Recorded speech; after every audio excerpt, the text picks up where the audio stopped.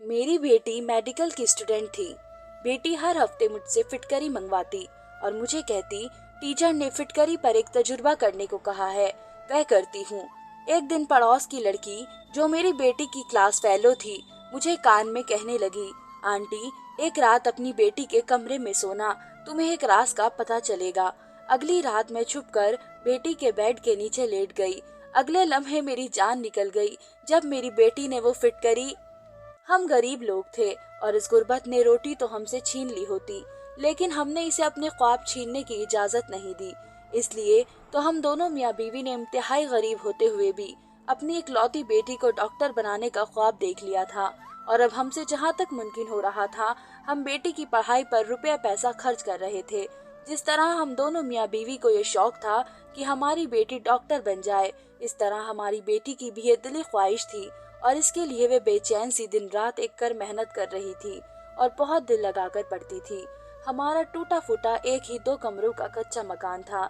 एक कमरे में हम दोनों मियाँ बीवी होते और दूसरे कमरे में हमारी बेटी होती थी। अक्सर बेटी के कमरे की लाइट सारी सारी रात जली रहती थी और हमारा ख्याल था कि इसकी पढ़ाई इतनी मुश्किल और इतनी ज्यादा होती है कि इसे रात रात भर जागना भी पड़ता है। और अपनी बेटी को इस तरह मेहनत करते देखकर हमें इस पर बहुत फक्र भी होता था। एक तो हम गरीब थे, दूसरा हमने सिर्फ अमीरों वाला ख्वाब देखा था, बेटी को पढ़ा लिखा कर डॉक्टर बनाने का।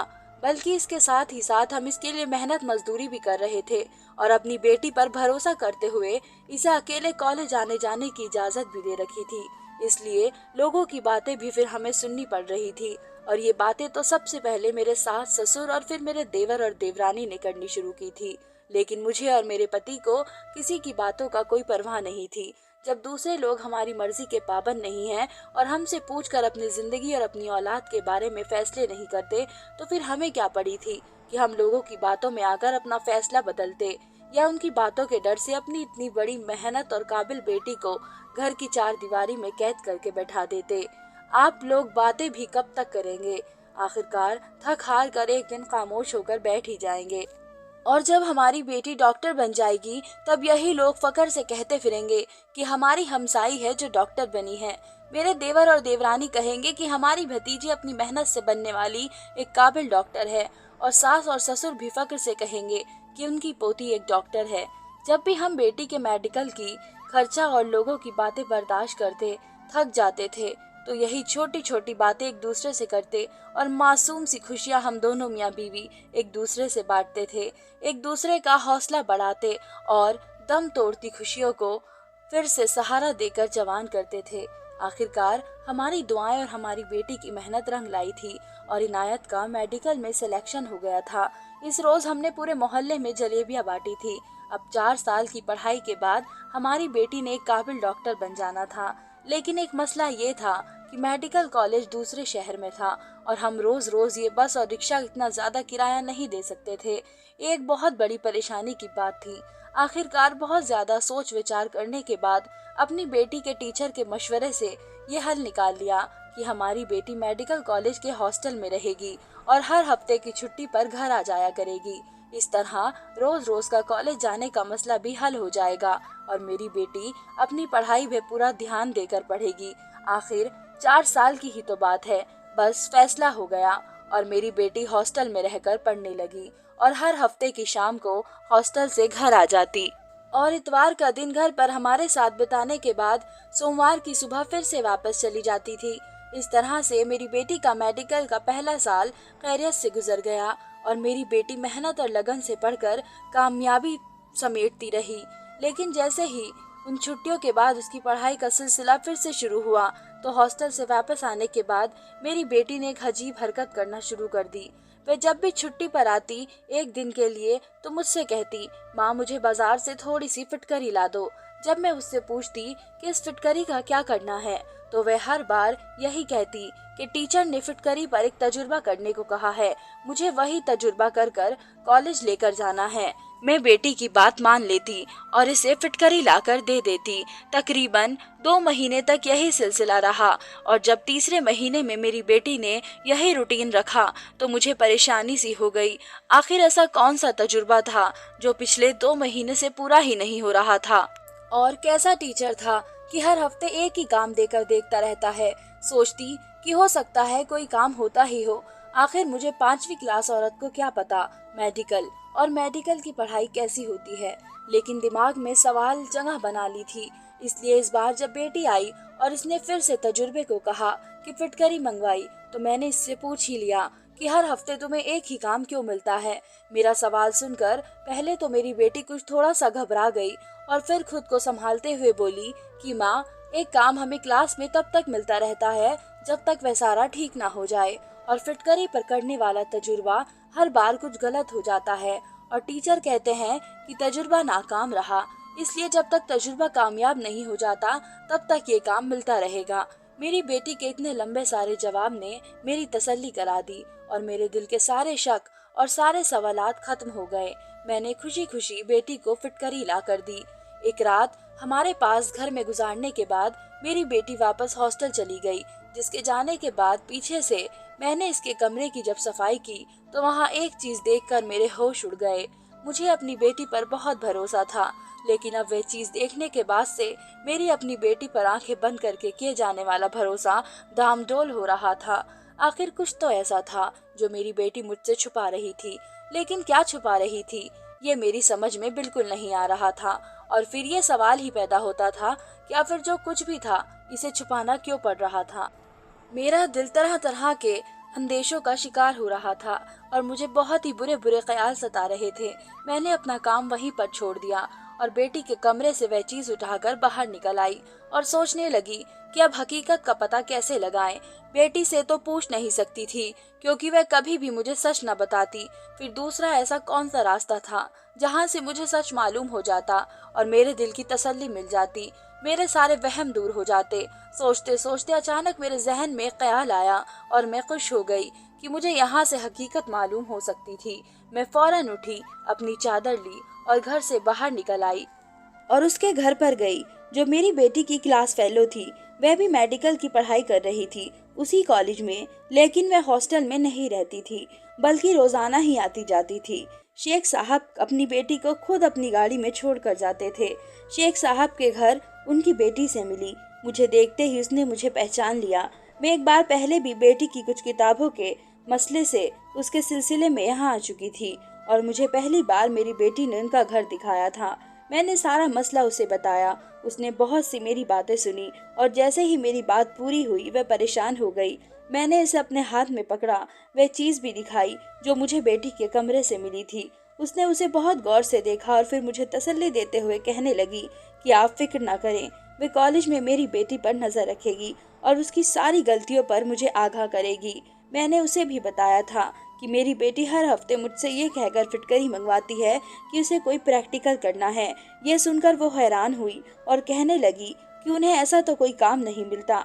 अब तो मेरा शक यकीन में बदल गया था कि कुछ ना कुछ गलत जरूर है और मेरी परेशानी में एकदम इजाफा हो गया था।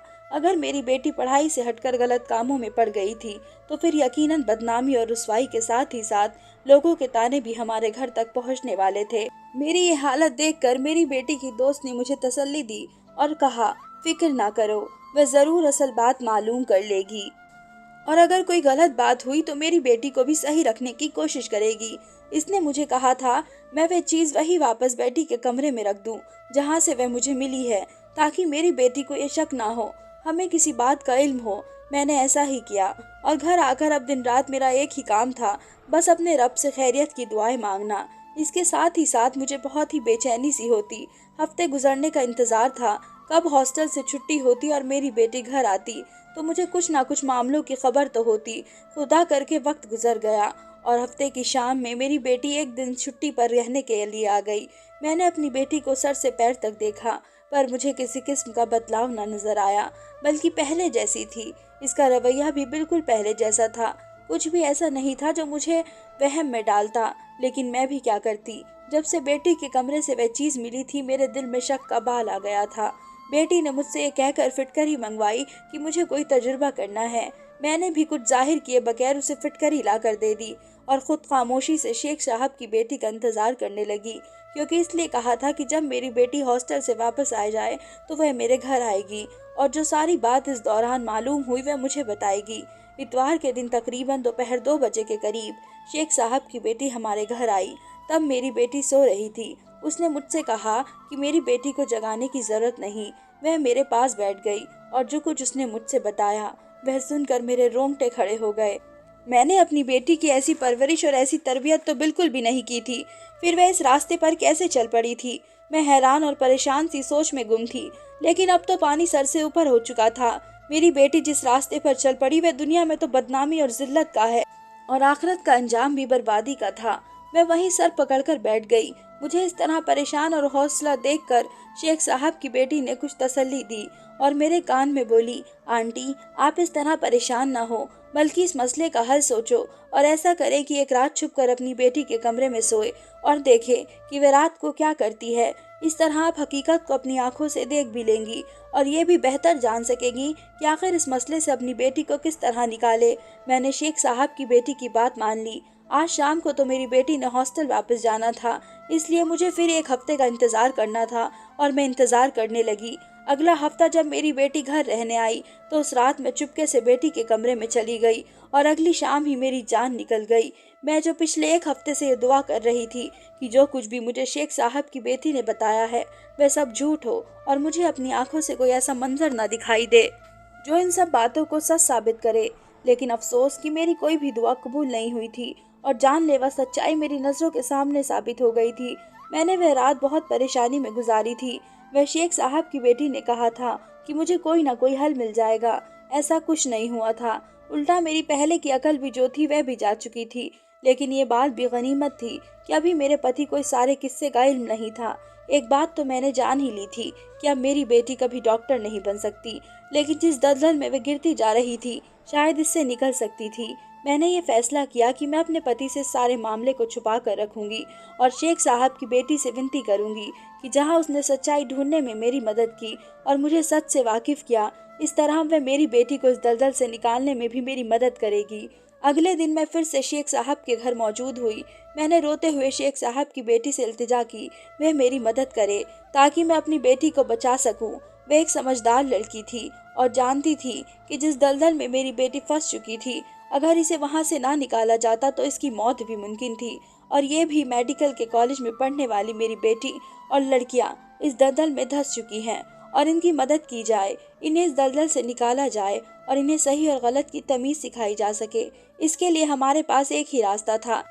इस सब में हमें एक बड़े और समझदार इंसान की मदद की जरूरत थी और हमारे सामने इस वक्त शेख साहब के अलावा कोई नहीं था। इसलिए मैंने और शेख साहब की बेटी ने हिम्मत करते हुए शेख साहब से बात करने का फैसला किया और उनके पास जाकर उन्हें सारी सच्चाई बता दी। शेख साहब सुनते ही तौबा करने लगे और कानों को हाथ लगाने लगे और नाराजगी का इजहार करने लगे। मुझे खुद शर्मिंदगी हुई कि कहीं शेख साहब मदद करने से इनकार न कर दे, लेकिन मेरी किस्मत अच्छी थी और शेख साहब के दिल में ऊपर वाले ने रहम डाल दिया था, इसलिए वे मदद करने पर तैयार हो गए। मामला गंभीर था और बहुत से घरों की इज्जत इससे जुड़ी हुई थी, इसलिए इस मामले को जल्दी खामोशी से ही करना था। इसलिए शेख साहब ने कुछ सोचा और फिर अपने जानने वाले एक पुलिस को फोन किया और उन्हें सारी बात बता दी। अपने तौर पर मसले की तफ्तीश करने की दरख्वास्त की। पुराने ताल्लुकात की वजह से पुलिस ने अपनी ताकत का इस्तेमाल करते हुए सारे मामले की तहकीकात करवाई और नतीजे में रोंगटे खड़े कर देने वाली बातें हुई थी कि सुनने वाले के दिल कांप गए। शेख साहब ने अपनी बेटी को भी इस कॉलेज से निकलवा लिया और दूसरी जगह दाखिला करवा दिया। यहाँ की तालीम इस काबिल नहीं थी कि शरीफ लोग यहाँ अपनी बेटियों को पढ़ने के लिए भेजते और शेख साहब भी एक शरीफ और असरदार इंसान थे और उन्होंने वही किया जो एक बाप को करना चाहिए था। पुलिस ने किसी का नाम आए बगैर अपने तौर पर मुकम्मल तहकीकात करके एक मजबूत केस बनवाया था और करते धरते दूसरे उस्ताद के खिलाफ तैयार किया था कि कोई भी मुजरिम बचकर ना निकल सके और जो जवानों को गुमराही का शिकार करे इनके लिए माफ़ी की कोई गुंजाइश होनी भी नहीं चाहिए। मेरी बेटी भी अब कॉलेज से घर वापस आ गई थी। मैंने बेटी को कॉलेज से निकलवा लिया था और अब जो कि मामला ज़्यादा देर तक छुपाया नहीं जा सकता था, इसलिए मैंने अपने पति को भी बेटी के घर आने के दूसरे दिन ही सारे मामले से आगाह कर दिया, जिसे सुनकर अफसोस की शिद्दत से मेरे पति चंद लम्हे तो कुछ बोल ही नहीं सके और जब इसके हवास थोड़ा बेहाल हुई तो उसने तेजी से आकर बेटी को मारना पीटना शुरू कर दिया। वे तो पहले ही उसकी आवाज़ से सहमी और बेहोश हो गई। मेरे पति इतने ज़्यादा गुस्से में थे कि बेटी को माफ़ करने को तैयार ही नहीं थे। इसलिए जब मैंने उनसे कहा कि बेटी की तबीयत ठीक नहीं है, इसे हॉस्पिटल लेकर चलते हैं। तो वे मुझ पर भी गुस्सा करने लगे। लेकिन औलाद तो आखिर औलाद ही होती है और हमारी तो इकलौती बेटी थी, इसलिए ज्यादा देर तक दिल पर पत्थर नहीं रख सकी। इसलिए हम बेटी को इलाज के लिए शहर ले आए। यहाँ पर एक बार फिर शेख साहब ने फिर मदद की। हमारी बेटी सही होने लगी। वह हम दोनों से शर्मिंदा थी और रो रो कर हमसे माफी मांगती थी। माँ बाप थे, हमने इसके माफी मांगने से पहले ही इसको माफ कर दिया था। लेकिन इसका अब क्या फायदा था, हमारा ख्वाब चकनाचूर हो गया था। हमारी बेटी अब कभी डॉक्टर नहीं बन सकती थी। इस पर खर्च करने के लिए हमारे पास रकम नहीं थी और ना ही हमें अब पहले जैसा एतबार था। दरअसल जब मैंने अपनी बेटी के कमरे की सफाई की तो मुझे उस रोज सफाई करते वक्त कुछ पुड़िया नजर आई। आखिर ये सब क्या था और कहाँ से आया था, क्योंकि मैंने तो अपनी बेटी को कभी ये सामान खरीद कर ही नहीं दिया था। लेकिन अब इसे खोल कर देखते ही मेरे होश उड़ गए। वे सारी नशे की पुड़िया थी और इस तरह से रखी हुई थी, उसे खोलने से फिटकरी जैसी लगती थी। नशे का मेरी बेटी से क्या काम था, वो भी मेडिकल की पढ़ाई में। किसी तजुर्बे के लिए चाहिए होती है। बस यही पूछने और अपने दिल को तसल्ली के लिए मैं शेख साहब की बेटी के पास चली गई।